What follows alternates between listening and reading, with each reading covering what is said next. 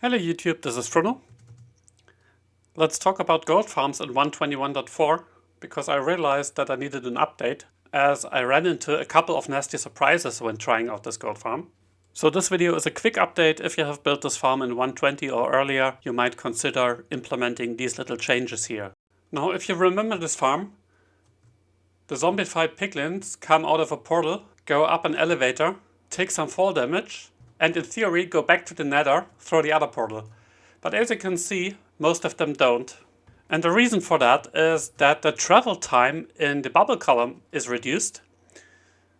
So previously it took the Ziglins something like 13 or 14 seconds to travel up here. Now it takes them only 10 or 11 seconds. So they arrive here at this portal too soon. They are still in cooldown. They can't enter the portal again unless they have been in the overworld for 15 seconds. So they are just pushed out of the portal. And the solution for this problem is to make the elevator larger. So here you can still see where the portal was, and I moved it about 20 blocks lower. So now the elevator has a height of about 170 blocks, and it's built up at build height. So these highest blocks are very close to build height, that the portal linking still works. The Ziglins come out of the lower portal and not out of the upper portal. I also added one block of powder snow outside of the portals.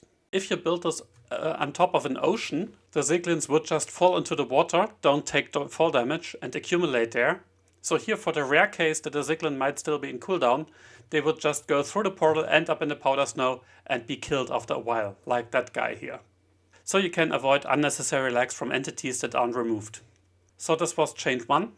And the second change, and this is actually a creative copy of the world, is that the player can very rarely take damage from Thorns. At least I think what happens is that piglins and not Ziglins spawn in these portals, and piglins can spawn with armor. They are converted to zombified piglins in the overworld, and then they come out here and they still have the Thorns armor. And this will have two effects. On one side, it will push the player back, like so. And on the other side, the player will take a bit of extra damage. So what I did was to wedge the player in. So just add a trapdoor here, and have some glass here, and have another trapdoor here. Or you can build it the other way around. And now the player is wedged in. So if we take damage from the Thorns, we can't go anywhere. We will be pushed back, but we will basically stay here. So we can continue hitting the armor stand, and we are not dislocated. But the other change has to do with the damage that we take from the Thorns.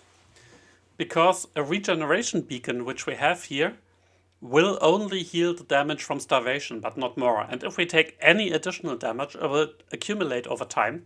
So this is why we use this overclocked beacon here. And I have covered this in a number of videos. If you haven't seen this before, I will link my raid farm video where I describe how the overclocked beacon works. But basically, this overclocked beacon here, this 32 game tick clock that we add here, will allow the beacon to heal a little bit of damage over time. And in addition, I also used a bit of protection armor so that the damage that we'll get will be reduced. So if we encounter Thorns, we will take less damage and we will stay in position. And that's really it. Otherwise, it's the same farm that I presented a while ago, and I will link my old video, of course, if you haven't seen it. But I don't want to repeat all the stuff that I said there. The rates are pretty much the same, over 2,700 gold blocks per hour, because of course we have auto crafters, and these gold blocks go into a shulker box loader.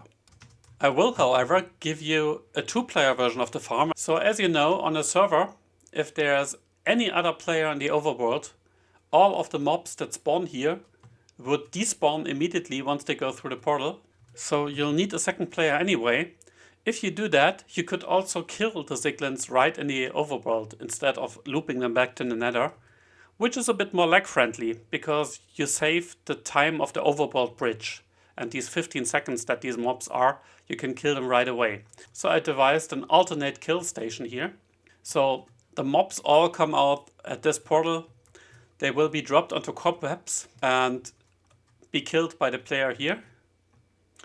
The additional advantage of the system here is that we can also move in an armor stand replacement system. So in case this armor stand breaks, which is very relevant on a server, if you encounter a lag spike, then the armor stand will go into this hopper here and will be redispensed by this dispenser. We need a few more item sorters, because unfortunately the Ziglins live long enough to pick up stacks of gold and gold ingots. At times we might kill several Ziglins that have picked up stacks of these blocks. Even with these additional item filters, we still lose a few here to these last hoppers here.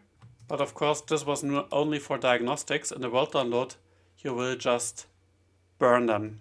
But after all, we lose something like 400 nuggets per hour in this setup here. This isn't too bad. I will live with that. It's still a very efficient farm.